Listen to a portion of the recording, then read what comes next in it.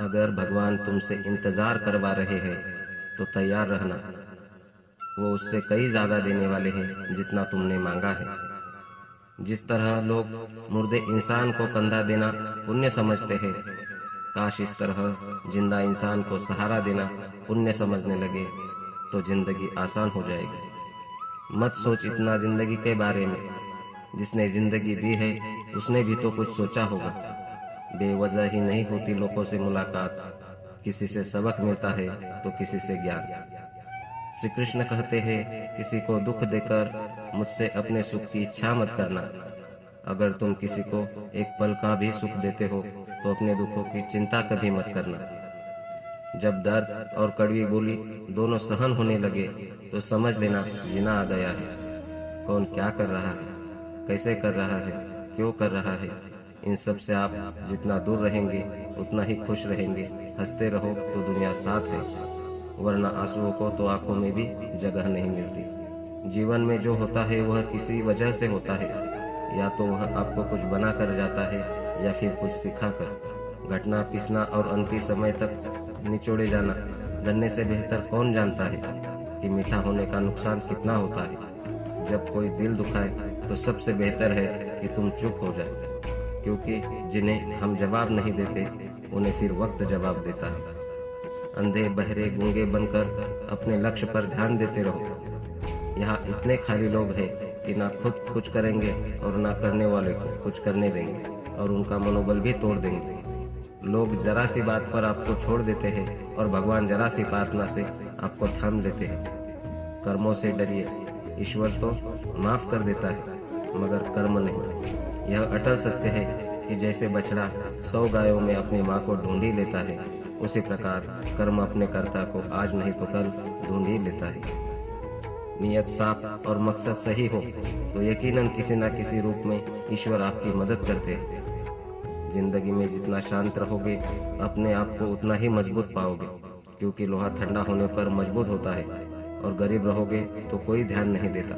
मेहनत करोगे तो सब हंसेंगे, लेकिन जब कामयाब हो जाओगे तो सब जलेंगे। जिंदगी वह हिसाब है जिसे पीछे जाकर नहीं किया जा सकता। इसीलिए आज में सुधार करें और पुरानी बातों को अनुभव की तरह इस्तेमाल करें। जिस जिंदगी में उत्साह, लक्ष्य और अनुशासन ना हो उसे जिंदगी जीना नहीं, जिंदगी काटना कहते हैं। कभी कभी आप बिना कुछ गलत किए भी बुरे बन जाते हैं, क्योंकि जैसा लोग चाहते थे आप ऐसा नहीं करते। जिस मनुष्य के हृदय में सच्ची मानवता हो उसकी सोच हमेशा यही होगी कि मुझे मिला हुआ दुख किसी को ना मिले और मुझे मिला हुआ सुख सबको मिले।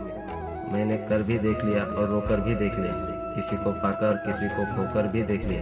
यह जान लिया कि जिंदगी आ जाती है, खुद से ज्यादा किसी पर भरोसा मत करना, क्योंकि अंधेरे में तो परछाई भी साथ छोड़ देती है।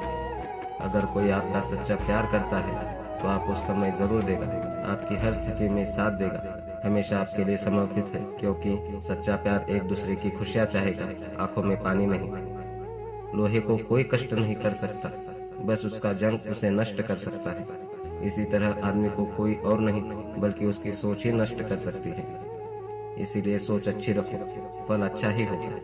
इतना कमजोर मत बनो कि कोई भी आपको तोड़ सके, बल्कि इतना मजबूत बनो कि आपको तोड़ने वाला खुद ही टूट जाए। दर्द आपको मजबूत बनाता है, डर आपको बहादुर बनाता है, अनुभव आपको सिखा देता है। जिस दिन हम समझ जाएंगे कि सामने वाला गलत नहीं, सिर्फ आपकी सोच हमसे अलग है। एक रास्ता बंद करने से पहले भगवान 10 रास्ते खोल देते हैं। गर्मी के मौसम में पत्ते सूखने के बाद भी पंछी घोंसला नहीं छोड़ते, क्योंकि वह जानते हैं फिर से बरसात आएगी और पेड़ पर नए पत्ते आएंगे। जो हुआ उसे भूलकर नई शुरुआत करो और याद रखो, जिसका कोई नहीं होता उसका भगवान होता है।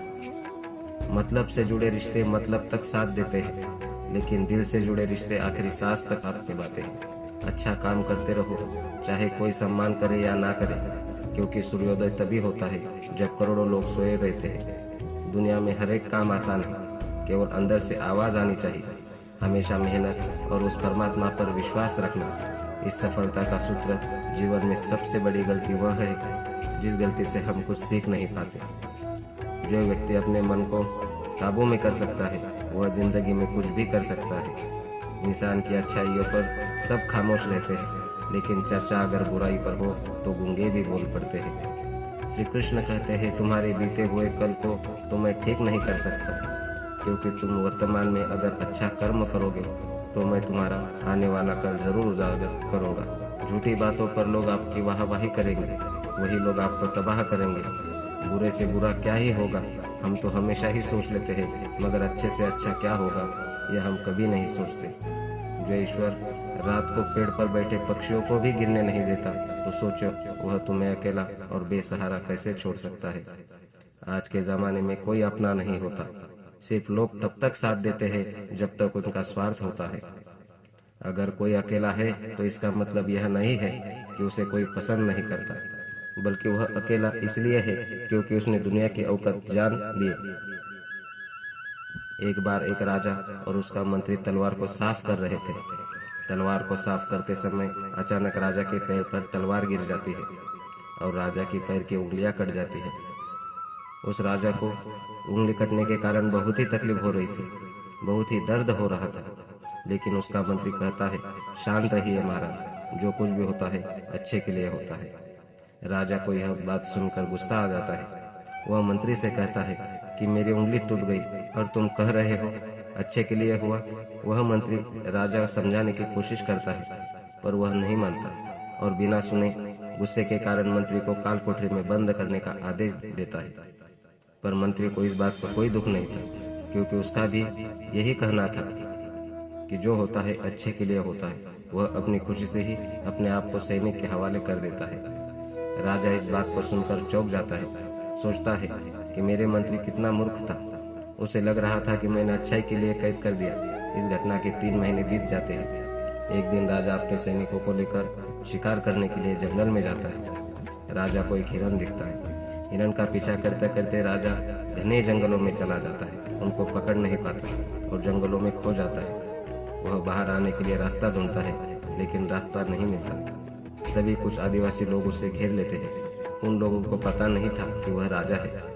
वह लोग अपनी बलि चढ़ाने के लिए एक इंसान को ढूंढ रहे थे। आदिवासी लोग राजा को पकड़कर अपने इलाके में ले जाते हैं। राजा उनको बार बार समझाने की कोशिश करते हैं, लेकिन वह लोग कुछ भी नहीं समझ रहे थे। वह लोग खुशी से नाचते राजा को हिलाकर बलि चढ़ाने के लिए उनको कपड़ा पहनाते हैं। अब राजा को लगता है कि वह मरने वाला है।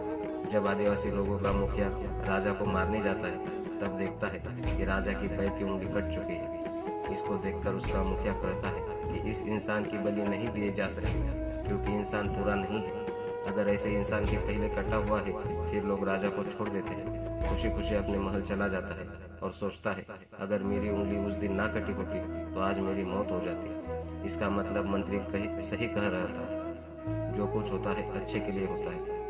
फिर अपने सैनिकों को आदेश देता है कि जल्दी से जाकर मंत्री को रिहा किया जाए। फिर वापस आते और पूछते हैं, उस दिन मेरी उंगली कट गई और मेरे लिए अच्छा हुआ। मैं मान गया, लेकिन तुम जेल में हो, इससे तुम्हारा क्या हुआ? मंत्री खुशी खुशी राजा से कहता है, महाराज आज आप शिकार के लिए जाते तो आपके साथ मुझे भी आना पड़ता है, और अगर मैं आपके साथ जाता तो लोग मुझे मार देते। मंत्री की बात सुनकर राजा को समझ आता है कि जो भी हमारे जीवन में होता है वो अच्छे के लिए होता है। अगर हम अपने जीवन में देखें तो हमारे जीवन में भी मुश्किलें आती हैं, हम उनका सामना नहीं करते, हम उनको ही दोष देते हैं। यह मुश्किलें हमें आगे बढ़ाने और मजबूत कराने के लिए ही आते हैं। हमें मुश्किलों को सकारात्मक तरीके से देखना चाहिए, क्योंकि हर चीज़ कुछ ना कुछ सिखा कर ही जाती है। हर एक जीवन में सुख और दुख का आना जाना